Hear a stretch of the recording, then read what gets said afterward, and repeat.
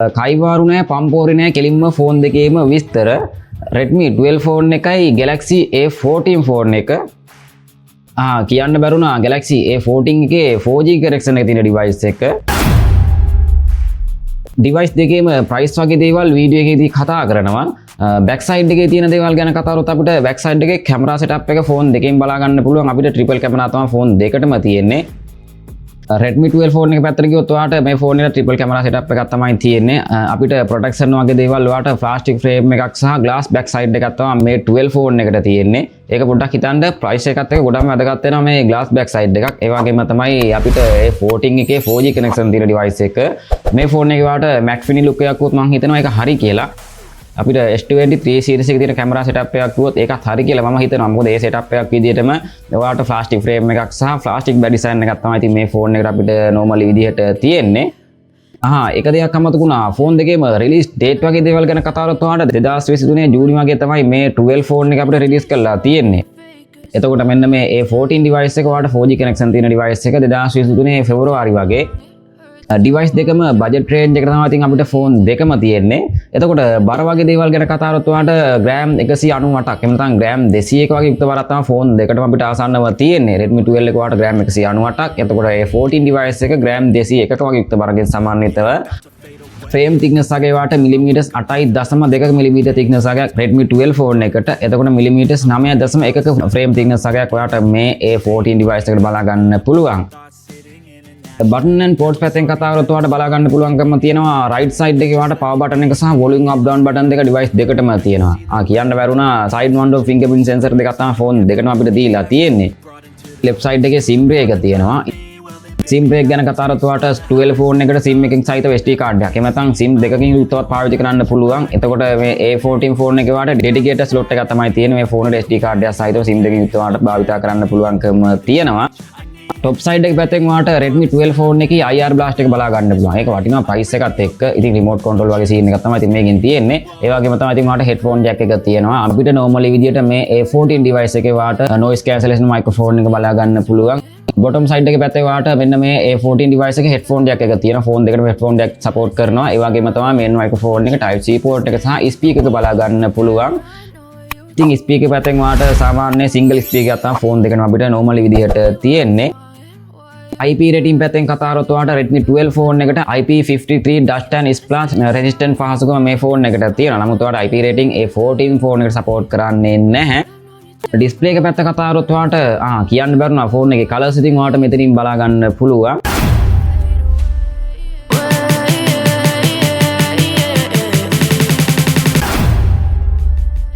display පැත්ත කතා කරොත් ඔයාලට Redmi 12 ෆෝන් එකේ punch hole cutout එකක් ඉදිරියට තමයි අපිට selfie launch එක තියෙන්නේ. මේ Redmi 12 ෆෝන් එක අපිට 12 series එකේ ලොකු ෆෝන් එකක් කිව්වොත් මම හිතනවා ඒක නිවැරදි කියලා. A14 device එකේ ඔයාලට infinity වගේ cutout එකෙන් තමයි අපිට selfie launch එක තියෙන්නේ. sizes colors වගේ දේවල් ගැන කතා කරොත් ඔයාලට අඟල් 6.79 inches අගයක් තමයි Redmi 12 ෆෝන් එකට තියෙන්නේ. අඟල් 6.6 inches අගයක් තමයි මේ A14 device එකට තියෙන්නේ. display quality පැත්තෙන් කතා කරොත් ඔයාලට IPS LCD panel එකක් තමයි මේ Redmi 12 ෆෝන් එකට තියෙන්නේ. එතකොට PLS LCD panel එකක් තමයි A14 device එකට තියෙන්නේ. refresh rate එකේ පැත්තෙන් ඔයාලට 90 Hz refresh rate එකක් මේ ෆෝන් එකට තියෙනවා Redmi 12 device එකට. ඉතින් ඒක price එකත් එක්ක ගොඩක්ම වැදගත් වෙනවා gaming පැත්තකට සහ touch speed එකට. A14 device එක ඔයාලට 60 Hz refresh rate එකක්. ඒක නම් පොඩ්ඩක් මදි කියන්න පුළුවන්කම තියෙනවා price එකත් එක්ක චූටි වෙනසක් තියෙනවා ෆෝන් දෙකේම. brightness එකේ පැත්තෙන් ඔයාලට nits 550ක වගේ maximum නාගයක් Redmi 12 ෆෝන් එකට තියෙනවා. එතකොට nits 480ක වගේ maximum නාගයක් මේ A14 device එකට තියෙනවා. screen to body ratio එකේ පැත්තෙන් කතා කරොත් ඔයාලට 85.1ක screen to body ratio එකක් Redmi 12 ෆෝන් එකට 80.2ක screen to body ratio එකක් මේ A14 device එකට තියෙනවා. screen resolution පැත්තෙන් ඔයාලට 1080x2460 කියන pixel ආගේ තමයි අපිට Redmi 12 ෆෝන් එකට තියෙන්නේ. ඒ වගේම තමයි A14 device එකේ 1080x2408 කියන pixel resolution එක තමයි මේ ෆෝන් එකට තියෙන්නේ. normally අපිට 20.9ක SOS එකක් තමයි තියෙන්නේ. PPI density පැත්තෙන් ඔයාලට 396ක PPI density එකක් Redmi 12 ෆෝන් එකට 400ක PPI density එකක් A14 device එකට තියෙනවා. ඩිස්ප්ලේ පැත්තෙන් මම හිතනවා සාමාන්‍ය අපිට එක හා quality එක ෆෝන් දෙකම අපිට චූටි වෙනස් වීමකින් සහිතව තියෙන. ඉතින් ඒක ලොකුවටම ලොකු ගැප් එකක් තියෙනවා කියලා කියන්න බෑ. ඉතින් අපිට පික්සල් වගේ දේවල් එක හා සමානව චූටි වෙනස් වීමකින් සහිතව තමයි ෆෝන් දෙකේම අපිට IPS සහ PLS වලින් තමයි ෆෝන් දෙකේම ඩිස්ප්ලේ quality විදියට එක හා සමානව කොත් මම හිතනවා ඒක නිවැරදි කියලා. මොකද චූටි වෙනස් වීමකින් සහිතව තමයි ඩිස්ප්ලේ quality වගේ දේවල් ඉතින් අපිට තියෙන්නේ. නමුත් ඔයාලට Redmi 12 ෆෝන් එකේ පංචෝල් කටවුට් එකක් තියෙන නිසා ලොකු ඩිස්ප්ලේ එකක් එක්ක තියෙන quality එකක් කිව්වොත් මම හිතනවා නිවැරදි කියලා. සාමාන්‍ය ෆිල්ම් එකක් ඒ පැත්තෙන් වගේ ෆිල්ම් එකක් ගේම් එකක් වගේ ගහදී පොඩ්ඩක් ලොකුවට ඩිස්ප්ලේ එකක් තියෙනවා කිව්වොත් ඉතින් මේ ෆෝන් එකේ ලස්සන ඩිස්ප්ලේ එකක් කිව්වොත් මම හිතනවා ඒක නිවැරදි කියලා. ඉතින් අනිවාර්යයෙන්ම මේ channel එක ලොක් කියන්නම් පම්පූර්ණේ අනිවාර්යයෙන්ම subscribe කරන්න channel එක. hardware පැත්තෙන් සහ ඩිස්ප්ලේ එකකින් අපිට චූටි වෙනසක් තියෙනවා. refresh rate එකෙන් ඔයාලට ඩිස්ප්ලේ ස්පීඩ් එක පොඩ්ඩක් වැඩිම තියෙනවා මෙන්න මේ Redmi 12 ෆෝන් එකේ. ඉතින් ඒකත් පොඩ්ඩක් කල්පනා කරන්න ඒක වැදගත් වෙනවා. hardware පැත්තෙන් ඔයාලට RAM එක සහ ROM එක පැත්තෙන් කතා කරොත් ඔයාලට 4GB සහ 8GB RAM එකක්. ඉතින් 8GB RAM එකක් බජට් එකත් එක්ක ඉතින් ආ හිතන්න දෙයක් නැහැනේ. ගැලපෙන්නේ කොහොමද කියලා ඉතින් හොඳටම තේරෙනවා ඇති ඔයාලට. ඒ වගේම තමයි A14 ෆෝන් එකේ ඔයාලට 4GB සහ මේ ෆෝන් වල එනවා 6GB. එතකොට ROM එක පැත්තෙන් වාට 128GB සහ 256 වලින් අපිට Redmi 12 ෆෝන් එකට තියෙනවා. maximum 256 මේ ෆෝන් එකට තියෙනවා. එතකොට A12 ෆෝන් එකේ වාට 64GB සහ 128GB දක්වා විතර maximum නාගේ විදිහට මේ ෆෝන් එකෙන් තියෙන්නේ. එතකොට ඔයා හිතන්න ඉඩ පැත්තේ මොන ෆෝන් එකද හොඳටම තියෙන්නේ කියන එක ගැන කෙලින්ම Redmi 12 ෆෝන් එක තමයි ඉතින් වාට ඉඩ පැත්තේ. එහෙම නැත්නම් RAM එකත් එක්ක ROM එකත් එක්ක ස්පීඩ් එකත් එක්ක හොඳටම තියෙන්නේ මේ ෆෝන් එක. කියන්න බැරුණා ෆෝන් එකේ තියෙන software version එක. software පැත්ත කතා කරන්න කලින් ෆෝන් දෙකටම extra level RAM support කරනවා. Android 13 base එකෙන් support කරන MIUI 14 version එක තමයි Redmi 12 ෆෝන් එකට තියෙන්නේ. ඊට බලන වෙලාවන අනිවාර්යයෙන්ම වෙනස් වීමක් වෙන්න ඉඩ තියෙනවා.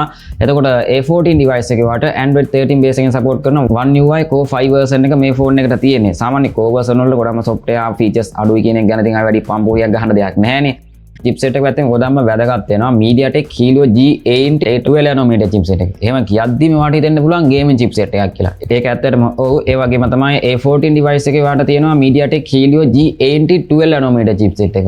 එතකොට ෆෝන් දෙකටම octa-core CPU දෙකක් තමයි තියෙන්නේ. Mali G52 MC2 කියන GPU version එක සහිතව තමයි ෆෝන් දෙකටම තියෙන්නේ. ගේමින් චිප්සෙට් එකක් කියද්දී සාමාන්‍ය බජට් රේන්ජ් එකත් එක්ක සාපේක්ෂව අපිට එහෙම ගේමින් පැත්තටම ඉතින් මේ ෆෝන් දෙක ගන්න බෑ. මොකද බජට් රේන්ජ් එකත් එක්ක අපිට හෙවි ගේම් අපිට ඒ වගේ එක්ස්පීරියන්ස් ගන්න බෑනේ. සාමාන්‍ය performance ගන්න පුළුවන්කම තියෙන තත්ත්වයක තියෙනවා. උදාහරණයක් විදිහට අපිට PUBG සහ Call of Duty පැත්තෙන් කතා කරොත් Redmi 12 ෆෝන් එක පැත්තෙන් PUBG Call of Duty පැත්තෙන් කතා කරොත් අපිට ෆෝන් දෙකෙම එක හා සාපේක්ෂව performance තමයි තියෙන්නේ. මම කියන්නේ මෙන්න මේ ගේම් පැත්තෙන් ඔයාට PUBG පැත්තෙන් HD setting වල frame rate එක high. එතකොට Call of Duty පැත්තෙන් කතා කරොත් ඉතින් අපිටත් ඒ වගේම quality එකක් තමයි තියෙන්නේ. සාමාන්‍ය medium graphic වලින් frame rate එක high වගේ දාලා. එතකොට ෆෝන් දෙකේම මේ හා සාපේක්ෂව quality තමයි ෆෝන් දෙකේම තියෙන්නේ. එතකොට අපිට ඒක ලොකුවටම වැරදක් කියන්න දෙයක් නැහැ ෆෝන් දෙකේම තියෙන price එකත් එක්ක. නමුත් speed එක තියෙනවා මෙන්න මේ Redmi 12 ෆෝන් එකට.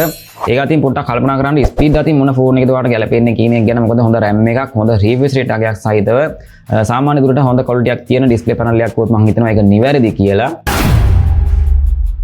කැමරා පැත්තෙන් ෆෝන් දෙකේම ට්‍රිපල් කැමරා තමයි තියෙන්නේ. Redmi 12 ෆෝන් එක පැත්තට ගියොත් ඔයාලට මෙන්න මේ device එකේ මෙගාපික්සල් 50ක frame rate එක. Aperture එක ඔයාලට f1.8 වලින් wide lens එකක්.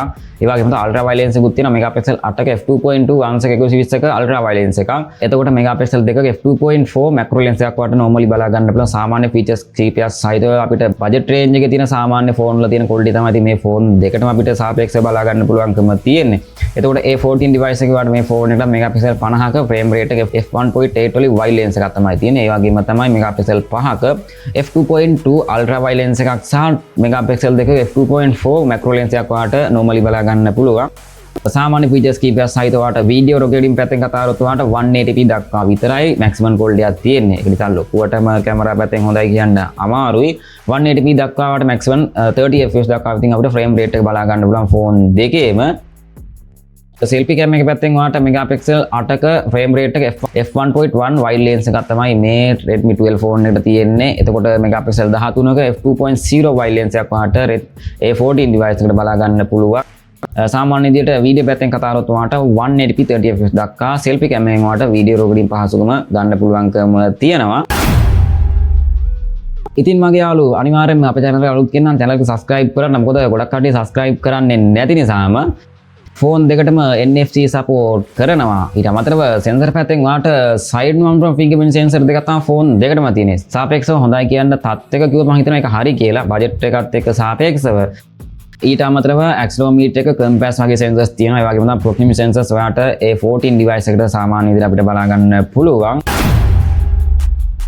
බැටරි කැපැසිටි පැත්තෙන් කතා කරොත් ඔයාලට ඒක ගොඩක්ම වැදගත් වෙනවා. බැටරි කැපැසිටි පැත්තෙන් කතා කරොත් ඔයාලට මිලියම් පවර් 5000ක වගේ බැටරි කැපැසිටි එකක් තමයි ෆෝන් දෙකටම තියෙන්නේ. ආසන්න වශයෙන් දවස් දෙකක වගේ එක්ස්පීරියන්ස් එකක් ගන්න පුළුවන් normally වගේ පාවිච්චි කරනවා නම්. ඒ නිසා බැටරි පැත්තෙන් ඔයාලට හොඳයි කියන්න පුළුවන්කම තියෙන තත්ත්වයක මම හිතනවා සාමාන්‍ය විදිහට තියෙනවා කියන එක පිළිබඳව. ඊට අමතරව charging speed එක පැත්තෙන් කතා කරොත් ඔයාලට 18 watt fast charging Redmi 12 phone එකට 15 watt fast charging තමයි මේ A14 device එකට තියෙන්නේ. ආසන්න වශයෙන් පැය දෙකකට වගේ ටයිම් එකක් යනවා ෆෝන් දෙකේම ෆුල් charging time එක විදිහට average මට්ටමට. ඉතින් මගේ යාළුවෝ ඔන්න ওই දේවල් ටික තමයි මේ ෆෝන් දෙකේ අතර වෙනස ගැන ඉතින් අපිට පම්පෝර නැතුව කතා කරන්න තියෙන්නේ. මම හිතනවා යම් කිසි අයිඩියක් ගන්න ඇති මේ ෆෝන් දෙකේ අතරින් ඔයාට මොන ෆෝන් එකද ප්‍රයිස් එකත් එක්ක ගැලපෙන්නේ කියන එක ගැන.